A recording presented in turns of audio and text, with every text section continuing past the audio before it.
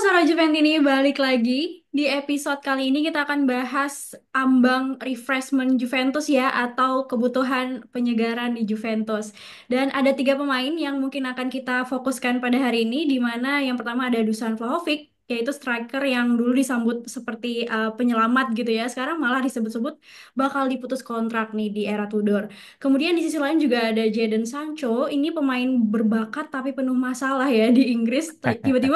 Tiba-tiba masuk dalam proyek utama Juventus di musim depan. Dan ada juga Daniel Rugani yang sering diremehkan nih, justru menyatakan ingin tetap jadi bagian dari tim yang loyal juga, tapi tetap masih dipertanyakan apakah kehadirannya apakah masih relevan di Juventus. Nah, tiga pemain tentunya ada tiga arah yang berbeda, tapi tetap satu pertanyaan besar pada episode kali ini, siapa yang benar-benar pantas masuk ke proyek baru atau proyek penyegaran di Juventus. Tentunya kita nggak bahas ini sendirian. Saya Sekar Nasli di sini ditemani oleh dua pundit kita pada hari ini, ada Mas Jeki dan Mas Suryo. Halo, halo Mas.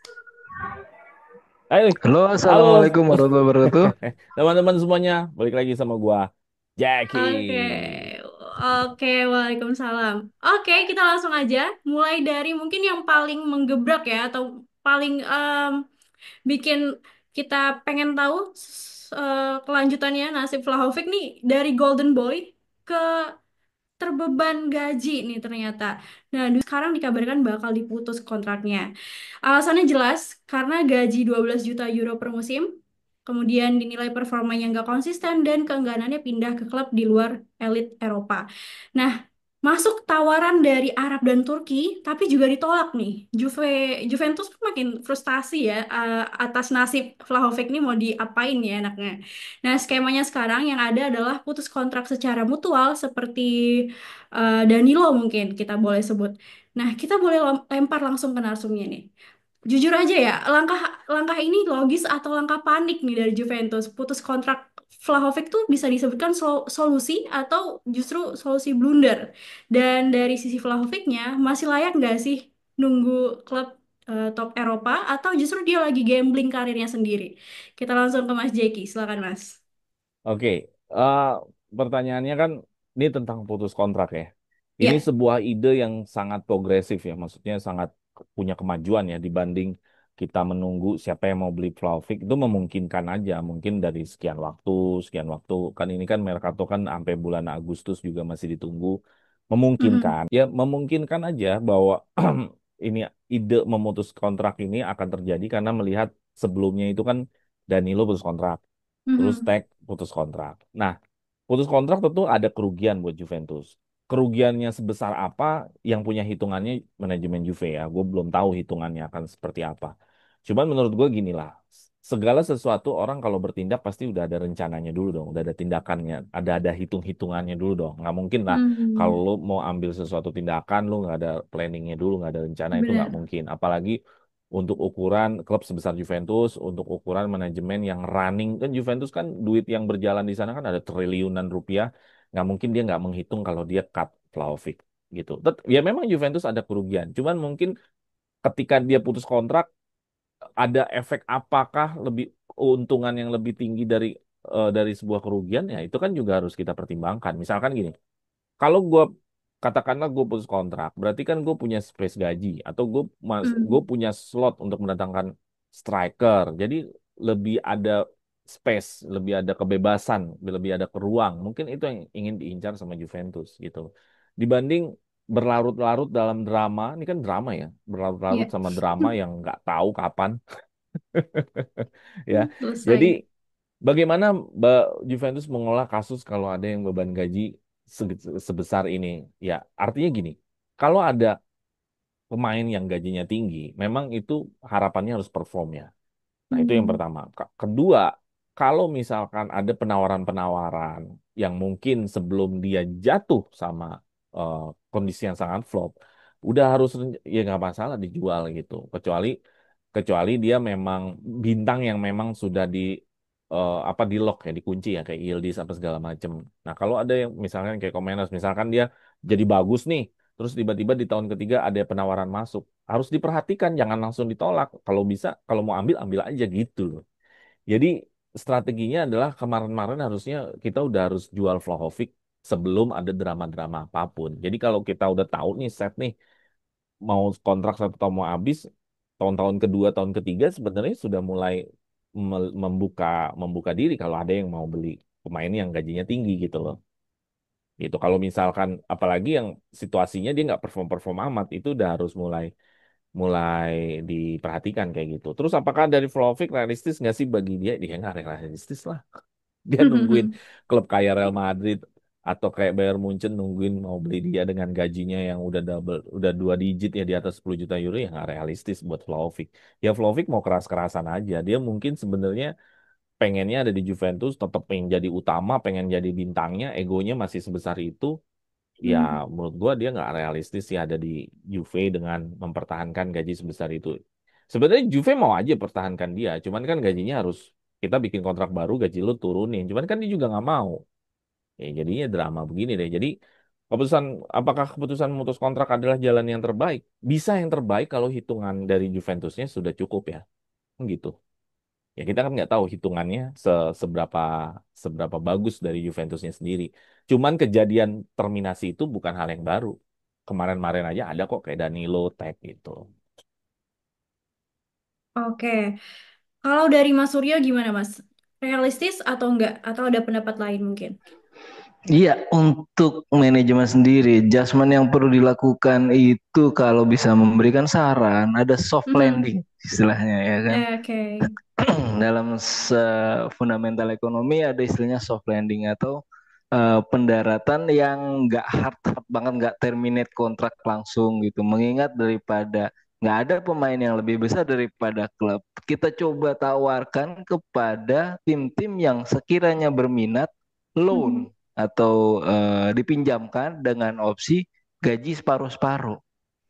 Nah, kalau syukur-syukur mau ada yang swap itu lebih baik lagi gitu. Kalau loan dengan gaji separuh-separuh itu bisa menjadi opsi.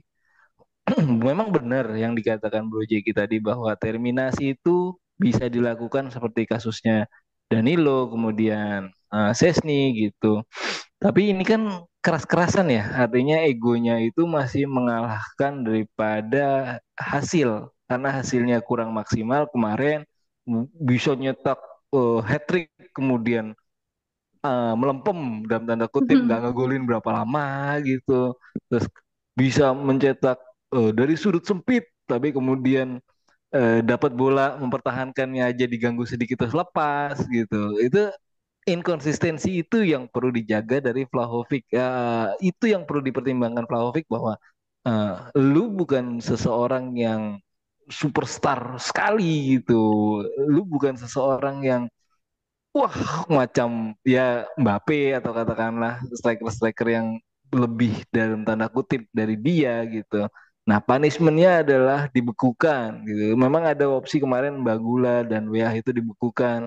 Ini juga dibekukan saja gitu. Kalau memang on loan itu gak ada yang mau sharing separuh-separuh, swap juga kurang berhasil, terminasi juga mungkin dalam poin-poin parameternya itu belum pas gitu ya dibekukan saja gitu karena ini memang kita perlu mencari solusi yang pas setelah melalui proses uap tadi understanding adjustment punishment adjustmentnya sudah punishmentnya seperti apa seperti itu Mbak Sekar. Oke, tapi ini bisa dibilang Juventusnya malah yang mulai mikir realistis kali ya, karena kalau nggak ada yang beli dengan harga pantas dan dianya juga nggak mau pindah ke klub yang tersedia, mungkin memang waktunya ambil langkah pemutusan kontrak gitu Iya. ya. Cuman itu Oke, rugi sebenarnya. Cuman ya rugi. ya gimana kalau mau nungguin Vlahovic yang mau cabut dia juga nggak sadar. Oke, kita bergeser ke isu berikutnya nih ada Jadon Sancho yang semakin dekat dengan Juventus nih. Setelah berminggu-minggu hanya berupa rumor, kini negosiasinya sudah masuk tahap serius ternyata.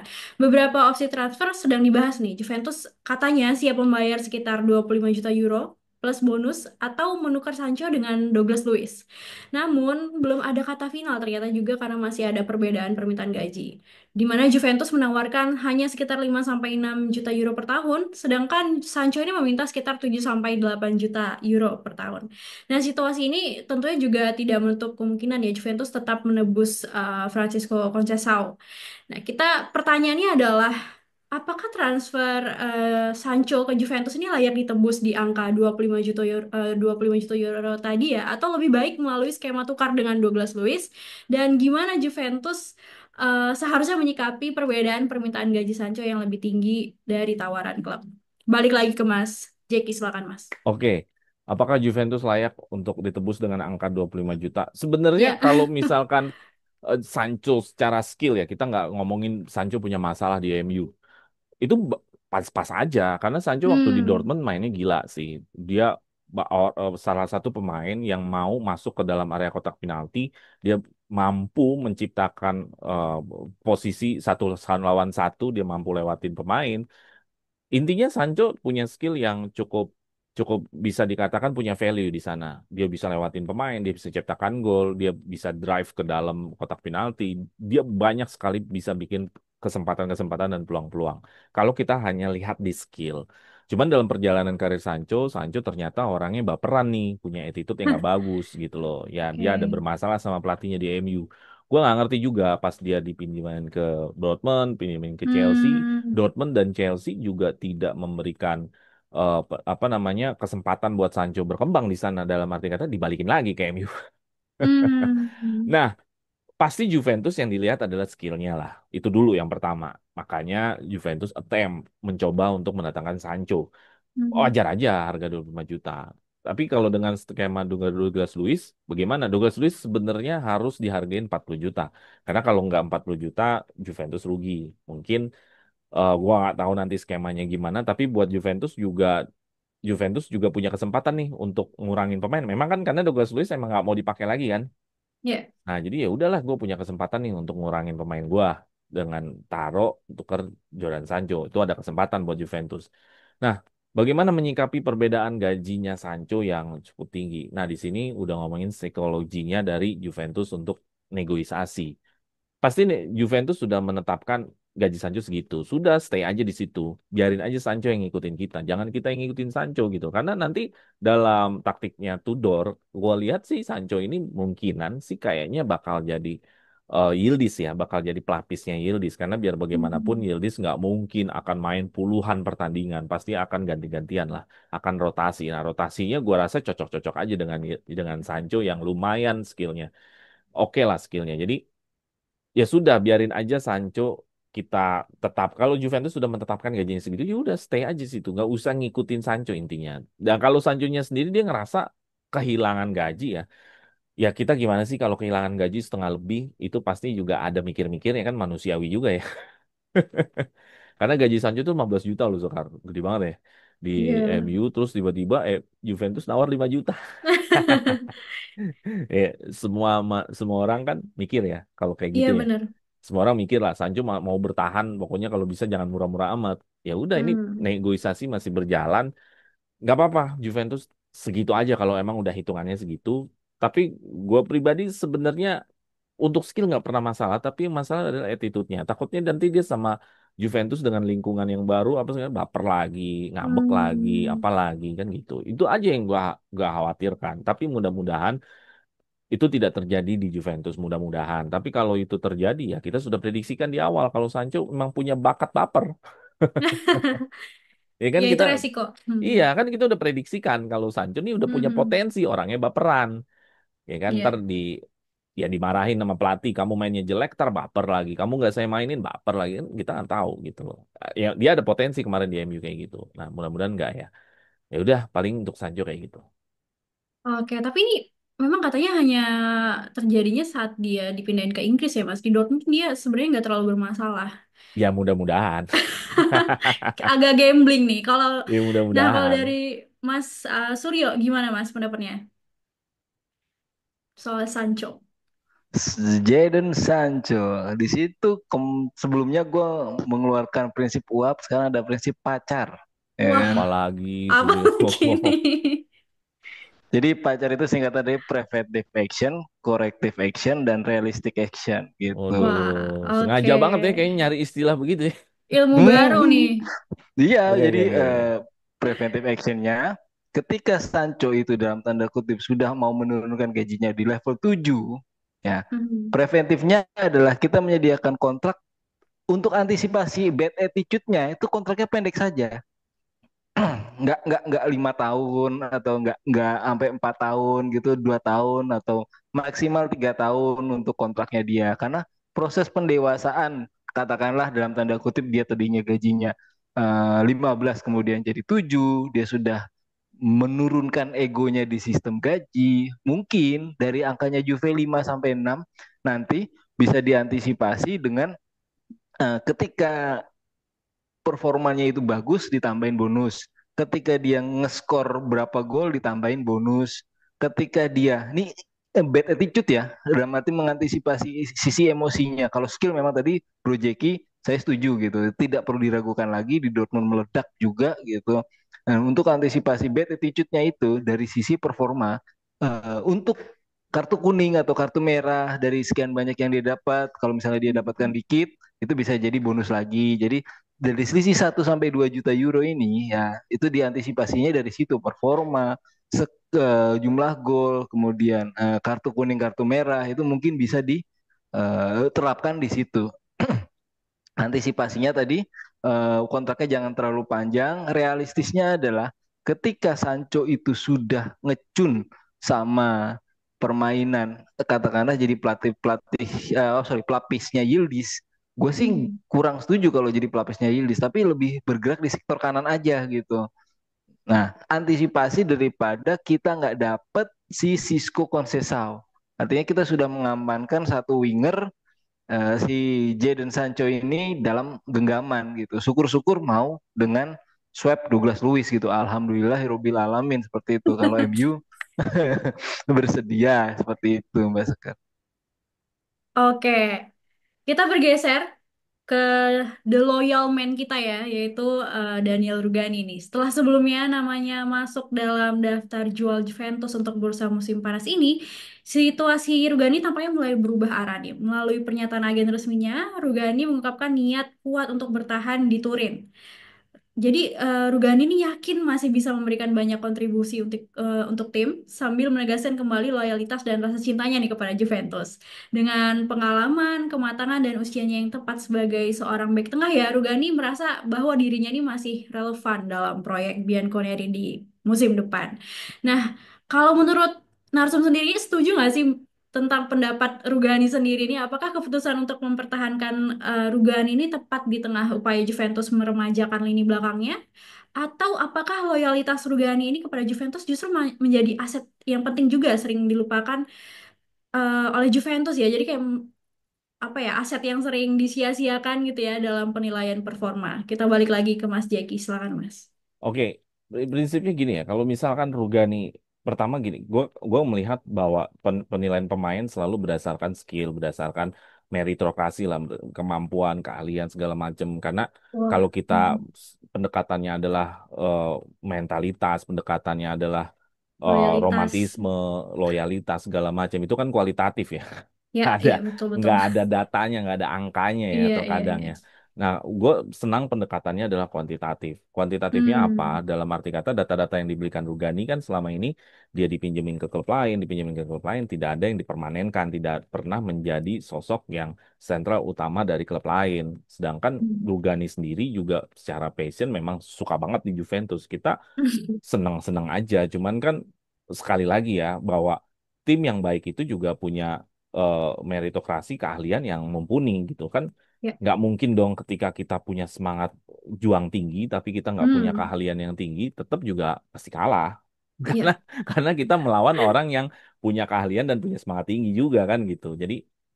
Jadi bagaimana sikap gue terhadap Rugani? Pertama gini, Juve mau mendesain center back-nya itu seperti apa? Apakah isi-isinya itu memang orang yang mumpuni semua? Tapi Hmm. eh, kalau mumpuni semua, ya gantinya Rugani adalah eh, back yang mumpuni juga, is okay gitu. Tapi Mhm. kalau misalkan pergantiannya juga tidak oke-oke amat, ya kita stay di Rugani aja gitu.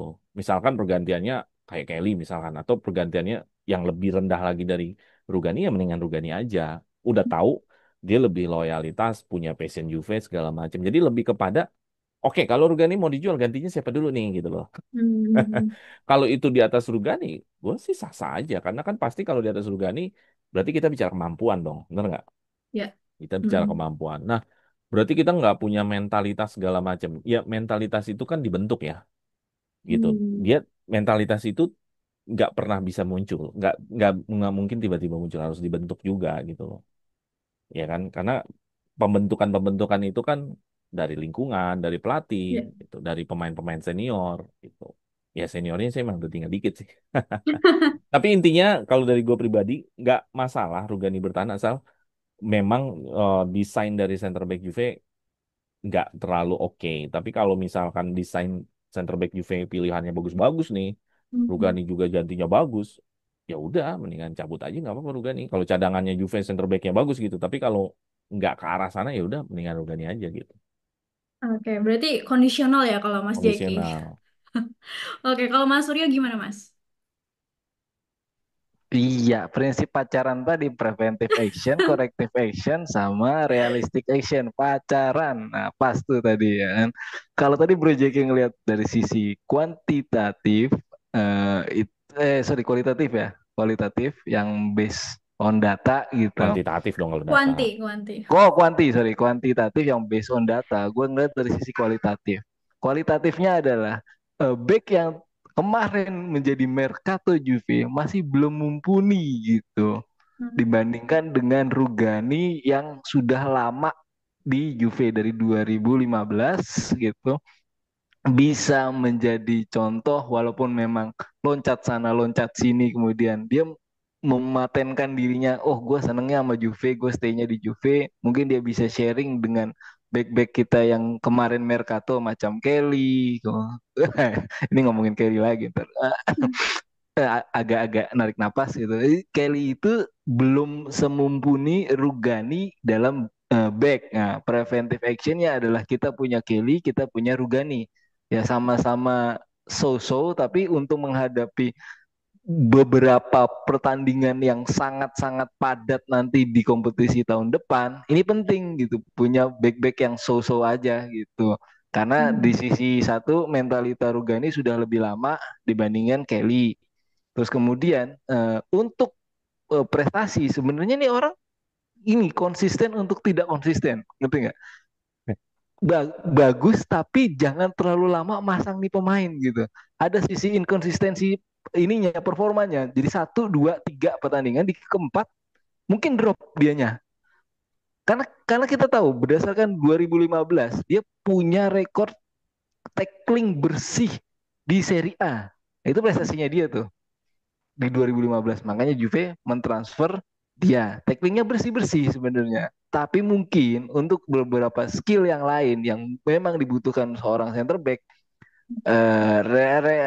realistic actionnya ya jadi biasa aja gitu. Kalau apalagi kita dibandingin sama Bremer, kemudian Gatti gitu ya, jadi biasa aja. Tapi sebagai pelapis dan dia dalam tanda kutip nggak aneh-aneh gitu ya, nggak masalah sih sebenarnya gitu. Prinsip pacaran ini kita jalankan. Jadi Rugani berpacaran dengan Juve, artinya sudah sama-sama klub, kemudian dia sudah agennya juga gini ya. Kalau tadi kan McKennie kita sebelumnya kita bahas itu nggak cocok karena agennya dan gajinya. Sekarang gaji sudah oke, agen sudah oke, dan kita butuh pelapis. Ya nggak masalah Rugani ini stay di Juventus seperti itu Mbak Sekar. Oke, Mas Suryo dengan prinsip pacarannya ya. Oke. Kalau teman-teman Suara Juventus ini pastinya punya pendapat berbeda ya tentang Vlahovic yang mewakili masa lalu ya, ke NPD-annya ya kalau bisa dibilang. Kemudian Sancho yang membawa imajinasi masa depan yang menjanjikan tapi penuh juga dengan resiko yang harus dipersiapkan oleh Juventus, dan Rugani yang diam-diam menunjukkan bahwa kesetiaan dan karakter mungkin masih punya tempat nih di ruang ganti. Oke, nah di tengah gejolak ya bursa transfer, Juventus kembali dihadapkan pada pilihan-pilihan besar, bukan sekedar soal pemain yang datang atau pergi, tapi tentang arah dan identitas baru yang sedang dibentuk nih. Tentunya jangan lupa like, subscribe, dan komentar pendapat Join kalian. membership, join buka juga. Iya, di di video ini, dan pastinya jangan lupa join membership kita di Suara Juventus ini untuk bisa mendapatkan update-update eksklusif ya, dan juga kesempatan join ngobrol-ngobrol bareng kita di online maupun di podcast. Oke, thank you udah nonton sampai akhir. Terima kasih para pundit kita yang hari ini keren-keren banget. Kita akhiri. Vino alla fine, Forza Forza Forza Juve! Juve. Juve.